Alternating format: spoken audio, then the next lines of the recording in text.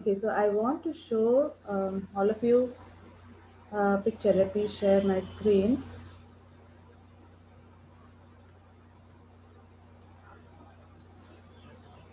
Can you see these pictures? Can Yes, you ma'am. all? Yeah. Okay, so I'm just going to show you these pictures because these are taken from our balcony as a in my mobile. So I just wanted to show you and ask you one question. So there's a sunset, the sunrise, and this is the clouds before the sunrise.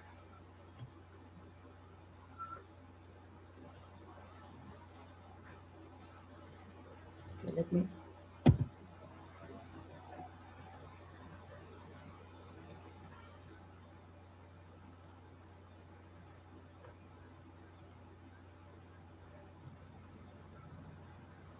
Okay. So, what verse comes to your mind when you see such pictures? What verse comes to your mind? When I look at the works of your hands, Okay, that one. okay. What is Others? man that you think so much? Uh, okay. I want all of us to come up with one verse that you would remember. May not be the full verse, you do not have to tell me from where it is, but anything that comes to your mind when you see such beauty. No? Nobody has any answers? Any verse that comes to your mind? Okay, for me, it was always that heavens declare the glory of God and the skies proclaim the work of his hands. So this is found in Psalms 19, and that gave me one desire to just study the Psalms along with you because Reverend Christopher took Psalms 23 last week. So that was something very nice to just go through that meditation, Shepherd and Me. And so I thought that I will take Psalms 19 as a study with all of you. So before we go into that study, let's pray. Father, we want to praise you because of the splendor and the beauty of the creation and also the beauty of your written word. And as we are going to meditate upon your word, Lord, I pray that you will make me worthy to speak your word and make us all worthy to receive your word, Lord. And I pray whatever we are hearing will bring fruit into our lives, Lord, that we will be fruitful and obedient. So I pray that you will bless this time. In Jesus' precious name I pray. Amen.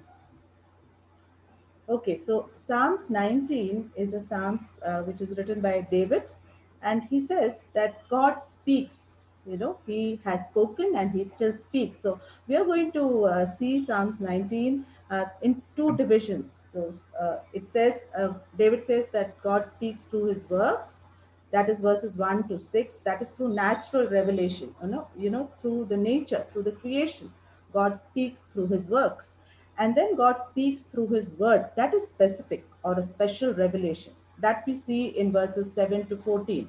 So the two divisions that we will have is through his works, verses 1 to 6, and through his word, specific revelation. So general revelation or natural revelation declares the glory of God. And specific revelation through the Bible declares the grace of God. So let's look at it much deeper. So I want one of you to read the first six verses of the Bible. So as we are reading, just look for things which are repeated, uh, the words which we understand. So one of you can read the first six verses, 1 to 6, Psalms 19. The heavens proclaim the glory of God. The skies display his craftsmanship. The day after the day after day they continue to speak. Night after night they make him known. They speak without a sound or a word. Their voice is never heard. Yet their message has gone throughout the earth, and their word is to all the world. God has made a home in heaven for the sun. It is breastford like a radiant bridegroom after his wedding. It rejoices like a great altar eager to run the race. The sun rises at once, end of the heavens, and follows its course to another end. Nothing can hide from its heart. Thank you, Tanya. Welcome. Okay, so David, who has written this psalm, was a shepherd, and most of his time he spent outside under the sky. So David starts by saying, the heavens are preaching a sermon. They pour forth speech. And what is the heaven preaching? The glory of God. The glorious design of the universe is speaking of the glorious designer. Now, these words are in the present tense. That is, the heavens are declaring, the sky is proclaiming the creative work of God. It is on a continual display. What we see in nature is meant to constantly show us that God exists and tells us how amazing a creator he truly is. Sir Isaac Newton had a replica of our solar system made in miniature. In the center was the sun with all the planets revolving around it. A scientist friend of his entered Newton's study room one day and exclaimed, "Oh my, what a beautiful thing this is! Who made it?" So Newton said, "Nobody," because the scientist was an unbeliever. So the scientist says, "You must think I'm a fool. Of course, somebody made it, and he's a genius." So Newton laid a hand on his friend's shoulder and said, "This thing is but a puny imitation of a much grander system which we know of. And I'm not able to convince you that this mere toy is without a designer and maker. Yet you profess to believe that the great original from which the design is taken has come into being without either a designer or a maker. Now tell me, by what sort of reasoning do you reach such absurd conclusions?" How sad that even many of our Christians and church going people also do not believe in Genesis chapter 1. When you see an art, you know that there is an artist behind it. So, how come when you see such wonderful creation, you don't see a creator behind it? Next, David says the sermon that the creation or the sky and the sun, moon are preaching is continual in the sense of that they are throughout the day and night, day after day and night after night. From the time God created, they continue to exist and reveal God's power. Verse 4, God's creation is God's wordless book he wants to read.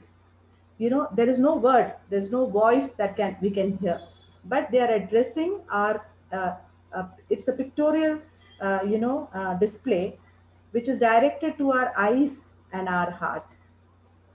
So the sermon they are preaching is also universal because everybody on the planet can see God's handiwork. Therefore, Romans 1:20, Paul says, "For ever since the world was created, people have seen the earth and sky. Through everything God made, they can clearly see His invisible qualities, His eternal power, and the divine nature, which is the glory of God. So they have no excuse for not knowing God. No one born in this world has an excuse because the heavens declare the glory of God."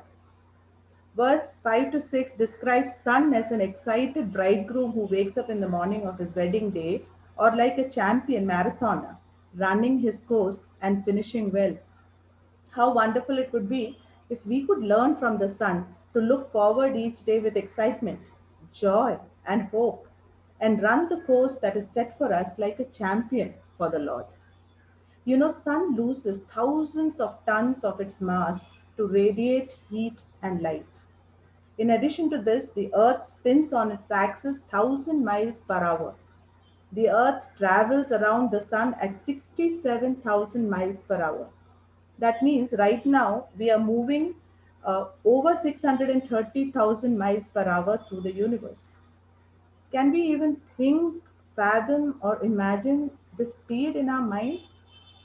And do you think we're not feeling any movement? Our heads are not spinning. So, how beautifully God had adjusted the speed of each of these things, the sun and the earth and the whole of the planets, that we cannot even feel any movement. But still, people believe creation is an accident. Isn't it foolish to think like that? And therefore, Psalms 14:1 says, "Fools have said in their heart, there is no God." In Psalms 8:3, David says, "When I consider your heavens, the work of your fingers, the moon and the stars which you have set in place, What is mankind that you are mindful of them? Human beings that you care for them. So when we gaze at the sky and think about it, we can understand how great God is. How great. And how puny we are. Yet He is mindful of you and me. Mindful not in an abstract way, but in a very personal way. He is mindful that such a glorious, almighty God became man to redeem you and me, sinners. And this amazing grace and love of God we cannot know just from the natural revelation, okay, but from His Word. So, God's natural revelation or creation should always lead us to the Creator. Otherwise, we will end up worshipping the works of God's hand instead of God Himself. We will become idol worshippers. So, therefore, we move to the specific revelation of God through the scripture, and that is verses 7 to 14. I want someone to read verses 7 to 9 and again look for the repeated phrases. Verses 7 to 9. The law of the Lord is perfect, refreshing the soul. The statutes of the Lord are trustworthy, making wise the simple. The precepts of the Lord are right, giving joy to the heart. The commands of the Lord are radiant, giving light to the eyes. The fear of the Lord is pure, enduring forever. The decrees of the Lord are firm, and all of them are righteous. Yeah. So you see, the sky preaches, but it cannot tell us the whole story. It cannot tell us about God's love, about His grace, about His salvation, judgment, second coming. Doesn't tell all of those things. It's in the scripture that we get the complete understanding of God. And did you notice what is the repeated phrase in the six parallel statements that was made? What was the repeated phrase? The precepts of the Lord? Okay, so that is synonyms which were used for the scripture, the word of God, but there is something which is common. Perfection Perfect. Of the Lord. Did you see that? of the Lord. It's repeated six times of the Lord. What is it? What does that mean? What does that mean to us? It means that Bible is of the Lord, not of man. And that's what Second Timothy 3:16 says. All scripture is God breathed. And then there are six synonyms, as Anishwara said about the law of the Lord, statutes, precepts, commands, fear, decrees. They are all synonyms for God's word. And then we see the attributes or characteristics of the word of God: perfect, trustworthy, right, radiant. So let's take it one by one and try to, just understand what each one says. The seventh verse says, "The law of the Lord is perfect, refreshing the soul." Some other version says that it converts the soul, converting the soul. You see, Bible is perfect, meaning completely sufficient to transform the inner person, to convert the soul. 1 Peter 1:23 says, "For you have been born again, not of perishable seed, but of imperishable, through the living and enduring word of God." Ephesians 1:13 says, "And you also were included in Christ when you heard the message of truth, the gospel of your salvation. When you believed, you were marked in him with a seal, the promised Holy Spirit." The great means of the conversion of sinners is the word of God. Then the second verse says, "The statutes or testimony of the Lord are trustworthy, making wise the simple." You see, in the Bible, God gives us His own testimony as to who He is, what He has done, what He requires of us, and what He will do. God also gives us a guarantee that His word can be trusted, it can be followed. What a blessing that in a world of uncertainties we have something sure to rest upon.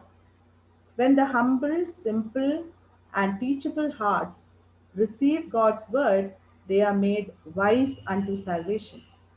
The perfection of the gospel converts, and its trustworthiness or sureness edifies. It grows us. Verse 8 says, "The precepts of the Lord are right, giving joy to the heart." Precepts are doctrines, the absolute truths, not just suggestions, but principles for living which is right. Meaning the truth of God creates a right path in the midst of deceptive world, giving joy to the heart. Jeremiah 15:16 says, when your words came, I ate them.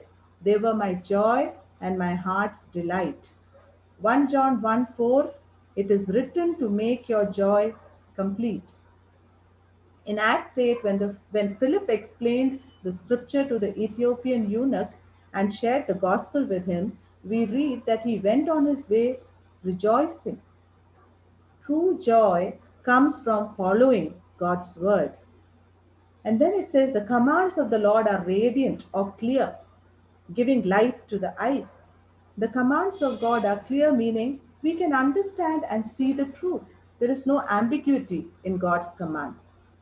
It's not confusing. The purity of God's word cures the natural blindness of our soul. We are born sinners, and God's word clears or cures the blindness of our soul to understand what God's word tells us. We see the truth as God wants us to see, and that's what is to have the mind of Christ as we see in the New Testament. Look at the progress here. The word of God converts, makes us wise, gives us joy, and gives us discernment. Verse 9 says, the fear of the Lord is pure, enduring forever. Fear is that awe or reverence for God. The fear of the Lord cleanses out the love of sin in us and sanctifies our heart. And fear of the Lord is the beginning of knowledge in the sense that the person who fears God will be open to the instruction from the Word of God. That's in Proverbs 7. Reverence for God can keep us from falling into temptation and also from succumbing to despair when we fall. We will not break when we fall. Evidence of that is that it endures forever, it is eternal. Anything tainted with sin will die, but the one who is sanctified endures forever. The decrees or judgments of the Lord are firm and all of them are righteous. Now, David summarizes this beautiful chain of the seven pearls that he gives, and each describing some aspect of the word of God. And here he declares that the words of God are true and they're all righteous. They're righteous altogether. There is nothing false or unrighteous in his word. It is sufficient. Therefore, what should we do? We should read it, we should study it, we should meditate it, love it, and live it. And that's why the Bible studies are so important. Now remember, David would have had just the 5 books of Moses: Genesis through Deuteronomy, Joshua, Judges, and maybe few Psalms and Job and Ruth. Only a very small portion of the scripture than what we have. With the whole 66 books of the Bible in our hands, how much more excited we should be to read and cherish the Word of God. Verse 10 says, they are more precious than gold, than much pure gold. They are sweeter than honey from the honeycomb. God's Word is the greatest treasure one should seek, and it's the greatest pleasure that satisfies. A man was out walking in the desert when a voice said to him, pick up some pebbles and put them in your pocket, and tomorrow you will be both sorry and glad. The man obeyed. He stooped down, picked up a handful of pebbles, and put them in his pocket. The next morning, he reached into his pocket and found diamonds and rubies and emeralds. And he was both glad and sorry. Glad that he had taken at least some, sorry that he hadn't taken more. And so it is with God's word, friends. We have got the treasure chest right in our hands. Are we picking up the maximum from it or being sidetracked by the other things? How seriously do we take our Bible study and meeting with God? Verse 11 says, by them your servant is warned. Scripture warns us of our inherent evil, our sinfulness. Scripture warns us of our condemnation and destination without God. It tells us what is coming in the future, the judgment. Scripture warns us of specific temptations and sins and tells us what not to do. It also warns us of our obligations, what we need to do. So God's word is our greatest protector here. Psalms 119:11 says, I have hidden your word in my heart that I might not sin against you. Bible tells the truth and therefore it's a warning. John Bunyan said, Bible will keep you from sin or sin will keep you from the Bible. And then he says, in keeping them, there is great reward. In keeping them, that is, in obeying the words of God, not just reading, but obeying. There is great reward. The Hebrew here is very interesting. The Hebrew literally reads this in this way: in keeping them, there is the end. When you obey the word of God, there is the glorious end. And what is that end? Eternal blessings. David's response to God's revelation was to face his own sin and call out to God for help in overcoming it. The Bible is not given for speculation or information, but for application. David mentions three types of sin. So, therefore, we can see the Word of God is also the greatest purifier. He speaks about the hidden sins in verse 12. Sin is so much a part of us that we don't even realize much of our own sin. God has to reveal it to us through His Word so that we can deal with them and we can pray, repent, and turn back. And then He speaks about willful sins in verse 13. This is our outright disobedience. There are times when you know what God wants you to do and you act like a rebellious child and you will say, I will not do it. David doesn't want either kind of sin to dominate his life. And so he prays that God would deliver him. And then he speaks of, in verse 14, he speaks of sins of word and thought. David is aware that sin lies deeper than outward actions. And so he prays that the words of his mouth and the meditation of his heart would be acceptable to God. Somebody can read Joshua chapter 1 and verse 8 to find out what is the acceptable meditation. Joshua chapter 1 verse 8.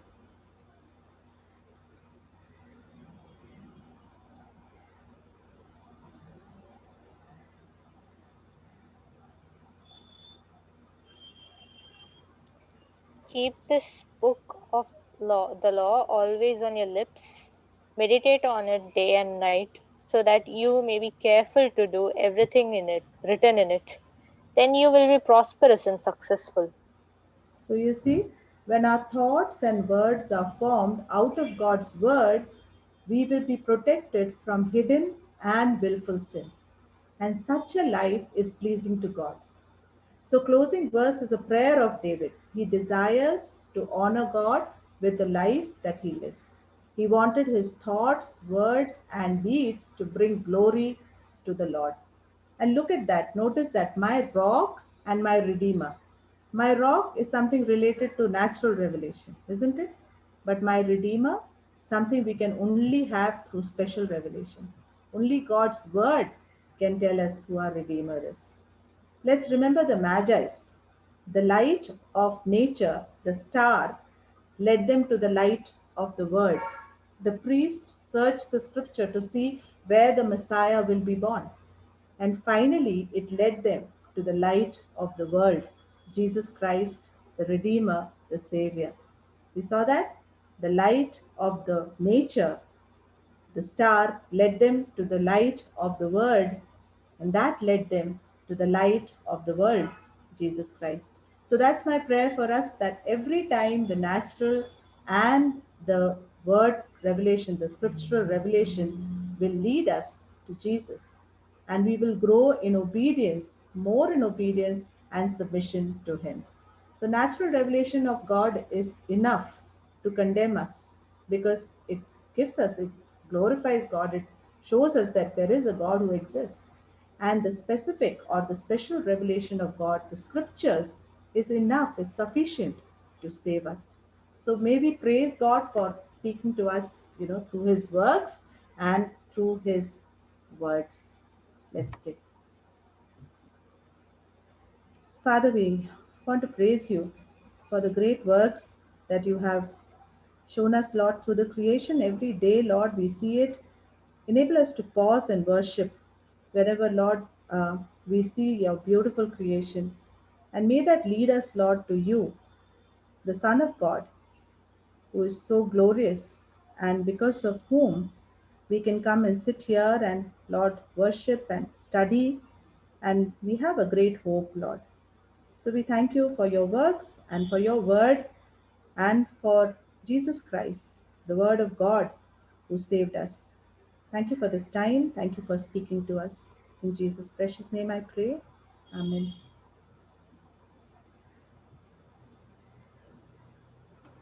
Auntie, we'll just pray for you also.